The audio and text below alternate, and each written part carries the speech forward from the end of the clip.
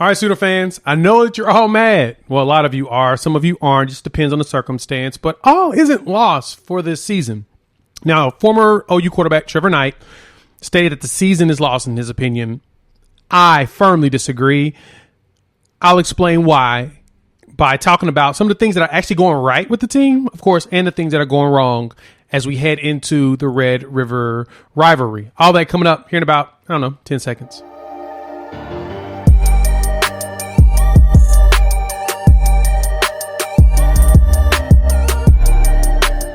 What is good, everybody? It's your boy Jay here with Unfair Sports, talking OU football, college football, and sports in general. First off, thank you for those that have jumped in the community tab and voted on the potential name change. Don't know if I'm going to switch it from Unfair Sports, may go to something different. I don't know. But thank you for the love and thank you for the support. Thank you for just watching this video in general. Please hit the like button as well as subscribe if you want to see more of this content. The like button helps us a lot for us content creators so that we can kind of figure out, that, YouTube likes us and that you like us so YouTube can like us. Subscribe so you can see more of this content and share because sharing is caring. I was all over the place with that, but it doesn't matter.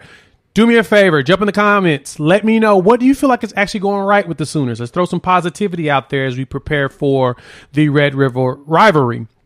And with that, this is what this video is going to be about. I got some stats and I want to talk about this right and wrong based upon what Trevor Knight was kind of saying about the season being lost. So let's dive right in, shall we? Former quarterback Trevor Knight mentioned that he felt like the season is lost. After the loss, he's very critical of Brent Venables and the way that the staff is doing things. Totally get it. Everybody's entitled to their opinion. I have a ton of crazy opinions, and I'm so happy that a lot of you actually listen to me. I appreciate the love, but I'm also always a glass half full type of guy. This is Oklahoma. This is a historical program that has had bumps, just like all of them do, and then they always rise back up to the top. The cream always rises to the top, period. It can be held down for a moment, but it's going to go up. But being critical of Venables, being critical of those things, it's very much fair. Mainly reason is because the last two games, the defense has been lackluster. We got to see in the first three games that Brent Venables intensity on defense. That reminded us, this is what Oklahoma has been needing is this. And this is what Brent Venables is known for, defense. But then the last two games with them being shellacked twice by Kansas State and TCU reminded us that, hey, man, you got to fix this. You got to do better because this is on you, Venables. This is your side of the ball that you're great at. This is the part that you have hung your hat on. This is the part that you get paid for. That's why you was the highest paid defensive coordinator in the country. It's because of this. You need to fix this. So we just give him time to do it. But with that, I think y'all should just relax. Long term will be fine. This is not a lost season. Still a good chance they can win a lot of games for the rest of the year, irregardless of what our quarterback situation looks like right now. I think that we still have an opportunity to do that. We've just got to figure it out, buckle down, and actually show up on defense by communicating with each other. It looks like there was a bunch of communication errors. That's where busted plays come from. We'll talk about that. But these are some of the things that we'll go into what's going right and what's going wrong as I've jumped into this for already 4 minutes. Thank you for paying attention. So first and foremost on the defensive side, this is kind of like what's been going wrong. We'll start with what's going wrong. Feels like we're going back to square one. This defense looks like our years past defense, as we've seen progressively getting worse and worse since that last regime was here. And even though we were looking like we were trending up, there's still some figuring out on who belongs where and who should be doing what. But I'll say this, there have been elements of Venables on the bad side of things too. This is the one. Lacking against the power run. That 3-3-5 defense does not do good against run unless you got really big dudes that can stuff holes. We haven't seen that yet. We haven't seen the players make those moves yet. Can they? I believe so. We've synced it. They did it against a really good running back at Nebraska. They just got to continue to do that. We'll see if they can continue to pull that up. And then not being able to stop, mobile quarterbacks.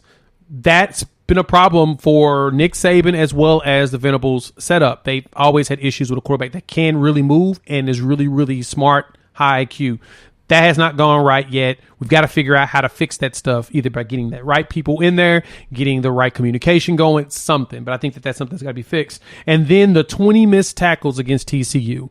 We saw them getting tackles and gang tackling like crazy in the first three games, and then it just disappeared in this one. 20 missed tackles. That's a lot of missed tackles.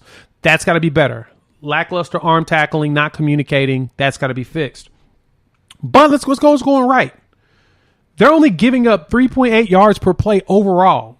That's 11th in the country. Now, that includes the first 3 games, but we didn't play against offenses that weren't high octane in those first 3 games. I mean, Kent State put up 20 points on Georgia in Georgia, looking like they had a chance to win the game. I mean, Missouri followed up with the same thing. Either there's something wrong with Georgia or Kent State can play offense. And we've faced those. We've faced some really good offenses. Plays allowed of 20-plus yards. Oklahoma's only given up 4.7% of their plays for over 20-plus yards, and that includes all the games, including what happened at TCU. That's pretty darn good. They're not giving up a lot of super big plays. The TCU was the anomaly of it. Joe Class says this: you're not as good as you say you are, and you're not as bad as we think you are. So you're not as good as you think you are, you're not as bad as you think you are, somewhere in the middle. And I think that's where that middle comes in. They're going to be a lot better on not giving up big plays. The underneath is where they have to get stronger, which we have to figure out what that looks like with the linebacker set. But at 4.75 is pretty darn good percentage of plays of 20-plus yards. That's all they're giving up. Georgia's at 4.68 and Alabama's at 3.22. Texas at 3.4. That's pretty solid. And we're still strong on the tackle for loss. 9th in the country in tackles for loss. That is a Brent Venables thing. We've seen the stats of him, his teams in sacks, tackles for loss. That's a big deal in his defense.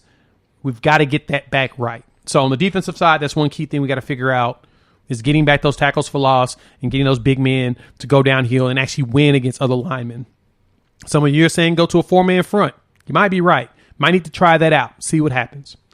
All right, what's going wrong on the offensive side? 128th in the country in time of possession, 25.22. Now, to be fair, Tennessee, my other squads, is not too far above them at like 120th, and they're like at 26 time of possession, right?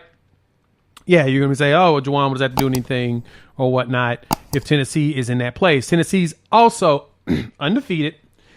And the other thing, let me give you the exact one. They're 123rd. OU's 128th, they're 123rd, 26.12, Oklahoma at 25-22. The difference is that Tennessee also scores 11 points more per game than what we're doing here at Oklahoma. So they're scoring and they're winning their games, whereas Oklahoma's not doing that yet. We've got to get back to that. We've got to get a larger time of possession to keep our defense off the field. We need to run the ball down. Now, what's going right on that offensive side as we talk about running, we're averaging 5.2 yards per run this season. That's 18th in college football. That's pretty freaking good. That's top 25 stuff. And I've seen a lot of power rankings out there, and based upon like Vegas's thoughts on what Oklahoma would do against a lot of the other teams in the country, Oklahoma's still a top 20 team. Overall, even with those 2 losses, TCU and Kansas State are also top 20 teams. So I'm just saying that Oklahoma is still a lot better than expected. Hell, Texas is considered top 10. And I know how y'all feel about that. Their roster up and down, if they're coached right, they can do some things. 6.4 yards per play this season. We're getting the yards. We just stall at the wrong time. So that's where it's going wrong. We stall randomly on our drives. So it's like there's no consistency. At least the one thing I did see against TCU, there was consistent pass plays in a row, like 10 or 11 straight, when we were dominating on the run. We got to get better at that mix, and we've got to start taking advantage and exploiting. If we can get 10 yards a run, keep doing it. Keep finding those holes, keep dominating them. It works.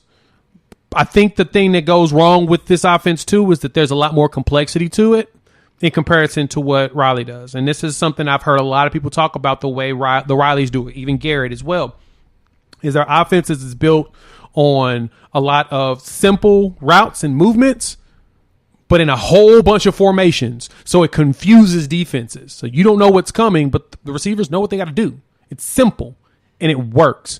We've got to do better about doing stuff like that, just on the offensive side, just making it happen and going. So we'll see what the quarterback situation looks like. I'll talk about OU Texas tomorrow. I'm working on all the last stats tonight, and you'll have a video tomorrow to hear about that. So thank you for continuously watching this video. What's also going right and wrong for us is turnovers. We don't commit them very often. We've got 2 fumbles, Got the Mims one last game. You got the Bevel one at the beginning of the season. We're doing a really good job of not turning the ball over. No interceptions. Knock on wood. We're also not forcing them. And we're forcing them in garbage time, which is a problem. It's a good thing because it looks great on the numbers, but we need more turnovers. We're not getting them. That's a problem. Oklahoma needs more turnovers. And the turnover chain is a big deal to me, just as not even just as a joke, but it's critical. That's something that's very helpful to what you're going to be doing as a team. If you're getting turnovers, you're stopping other people's drives. That's what the defense needs to do to get the offense back on the field. And the offense needs to hold on to the ball longer. If they can do that, we'll be just fine. Last couple things. What's going wrong? Deep third down. Teams are converting about average 6.4 third downs per game on us right now. That's 97th in the country. It's not good. We can get teams to third down, but we just let them keep going. And we got to stop that. It's a 40.51% percentage of conversion, and that's 77th in the country, which is right in line with last year. One of the problems we had is that we weren't stopping people from moving forward. We got to stop them on third down. If we get better at that, I promise you we'll be good. But what is going right, though, is that when we do force them to fourth down, if they go for it, they ain't getting it. 33% conversion percentage, pretty low numbers, of course, overall, but that's 18th in the country. Tied for 18th in the country. It's tied with Alabama for 18th in the country. So when we get teams to fourth, they traditionally either punt the ball or we make them turn over on downs. Something we've got to keep going to. Get them to fourth, force them to punt, or make them turn over on downs. We're getting better at that. I think we'll be fine overall. So with that, jump in the comments. Let me know. What do you feel like is going right? Like, bring some positivity to this as we prepare for Red River. I know you looking at the negative, and the last two games were atrocious. I'm going to talk about the Big 12 next week. I didn't get a chance to get to it this week, but next week I'm going to talk about the Big 12 because I feel like the Big 12 is like the second best conference in the country. I'm just going to say that right now on the microphone because every other conference is looking really lackadaisical for real. And there's a chance that the Big 12 is going to cannibalize itself when it comes to going forward. So with that, please hit the like and subscribe button. Let me know what you think and show your boy some love. And with that, I will chop it up with y'all in, I don't know, a few days. Peace.